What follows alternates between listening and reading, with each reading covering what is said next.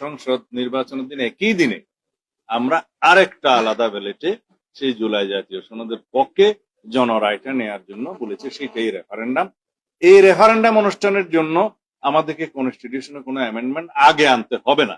এখন জাতির কাছে প্রশ্ন হচ্ছে যে এই গণভোট আমরা জনরায়ের জন্য অপেক্ষা যেটা করছি জুলাই সনদ বাস্তবায়নের জন্য, এখানে রেফারেন্ডাম করতে তো মানা নাই।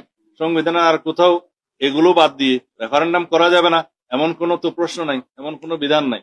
কিন্তু এই সনদে কি থাকবে, সেই সনদটা জনগণের সামনে উন্মুক্ত থাকবে, ওয়েবসাইটে যাবে, সমস্ত রাজনৈতিক দলের ইশতেহারে, নির্বাচন ইশতেহারে থাকবে, যেটা স্বাক্ষরিত হবে, সরকার এটা প্রকাশ করবে বা নির্বাচন কমিশনও সেটা প্রকাশ করতে পারে জনগণের জন্য। তখন জনগণ বুঝবে যে এই জুলাই জাতীয় সনদ তারা গ্রহণ করবে কি করবে না।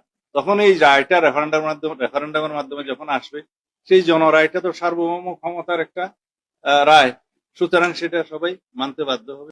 এই গণভোট সেই গণভোট না, গণভোট অধ্যাদেশ। এই অধ্যাদেশ অনুসারে আরপিও অনুযায়ী নির্বাচন কমিশন গণভোট অনুষ্ঠান করেছে একই ডেটে, আলাদা ব্যালেট।